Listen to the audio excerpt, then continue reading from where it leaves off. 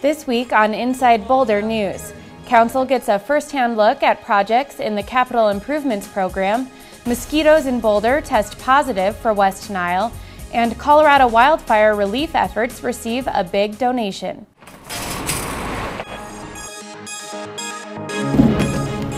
Welcome to Inside Boulder, featuring topics and stories that impact the community of Boulder, with Patrick Von Kaiserling and Jennifer Bray.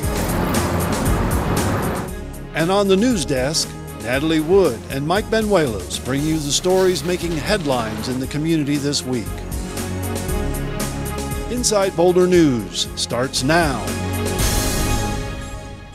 Welcome to Inside Boulder News. I'm Natalie Wood.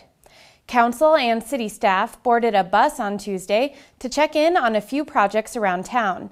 The projects are all part of the Capital Improvements Program, a 6-year plan for public physical improvements in Boulder. Passengers on the bus were able to see these projects firsthand while staff explained project details. Here's a look at this year's rainy CIP Tour. From the achievements at Broadway Euclid to the Boulder Junction construction site, staff and council were able to get updates on projects around town, and this time not from council chambers. It's really useful to see how the projects fit in to the context of the city, how the transportation projects really make things connect. There's a real big difference between looking at a project on a map or reading about it in a narrative and actually driving around and seeing where there is a deficiency with a bike path or, where there is room for improvement at a site. Passengers put on their raincoats to see the CIP projects, a program that residents voted to fund last November. We really appreciate that the voters were willing, by a very large majority, to allow us to float the bond issue. They understood that in Boulder we really do have a high level of city services and a wide variety of arenas, transportation again, and parks and libraries and so on.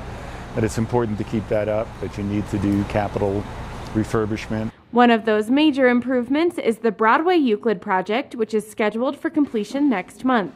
The project recently opened a new pedestrian underpass. That's my bus stop, and it's actually the busiest bus stop in the whole RTD system as far as number of buses per day. And the project will take the buses off of Broadway. It will give people, the students and all of us who use that stop, a place to stand and wait for the buses without being in the way of the bicycles. And plus we have the beautiful new underpass. So it's a great project, and it's really nice to see it come to fruition after many years of talking about it. This is the first year of the CIP plan, which is active through 2017. You can learn more about the Capital Improvements Program on the city's website. A mosquito pool in Boulder has tested positive for West Nile virus. This comes about a month earlier than we usually see mosquitoes with the ability to transmit the disease. An early spring and hot and dry summer have a lot to do with the early arrival of this type of mosquito, but the climate is also to thank for a decrease in overall mosquito numbers this year. Normally we see a big peak of these mosquitoes that don't carry disease, what we call floodwater mosquitoes, early in the year, and those haven't peaked like they normally do. But on the other hand, we've seen the kinds of mosquitoes that can transmit West Nile virus much sooner, about a month earlier than we normally do, at the percentages that you'd normally see later in the year, like in August. At Parks and Recreation, we're very concerned about the safety and the health of our patrons. And we have a two-pronged approach. We provide education materials at our facilities, Stasio ball fields, Pleasant View fields, and at some of our parks we have posters up that tell people what they can do to protect themselves. And we also use cultural methods to control mosquitoes and to control their habitat.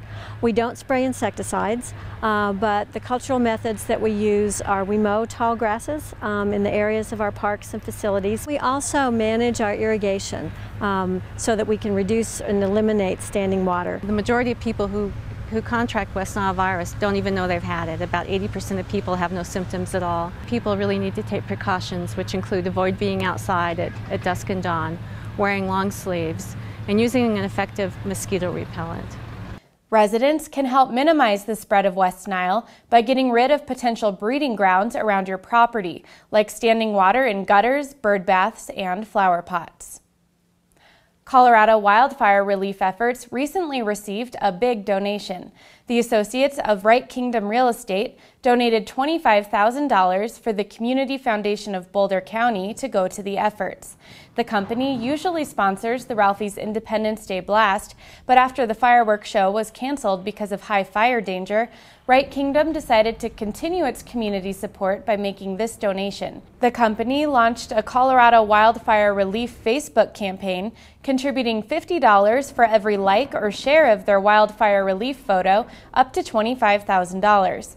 The Facebook campaign launched on July 17th, and it took less than 8 hours for them to reach their goal. It was a great opportunity for us to give back to our community, but also we felt it was important to create an awareness within our community about the need that was out there for the fire-related services. Although it's too late to participate in Right Kingdom's contribution to local wildfire relief efforts, you can make a donation on the American Red Cross website. And when the water's clean, there's more food for me to eat. July is Boulder Water Month, and even children are taking part in saving water. The Boulder Public Library held a Creek Critter puppet show on Wednesday, and kids learned how they can help keep our water supply and creeks clean. The puppet show is really a vehicle to deliver a water protection message to our kids and our families. So for example, the animals talk about soap that's coming off of driveways from people washing their cars. So one of the messages is, please wash your car at a car wash so that you can prevent soap from getting into our creeks. We're celebrating Boulder's Water Month this month of July. It's part of a year-long statewide celebration, the Year of Water 2012 for the state of Colorado. And today's puppet show was just one of our activities. You can check out upcoming Boulder Water Month events at boulderwater.net. Thanks for watching Inside Boulder News. Stay in touch with us on Facebook by submitting news tips and questions. Just search for City of Boulder, Channel 8. More Inside Boulder is next.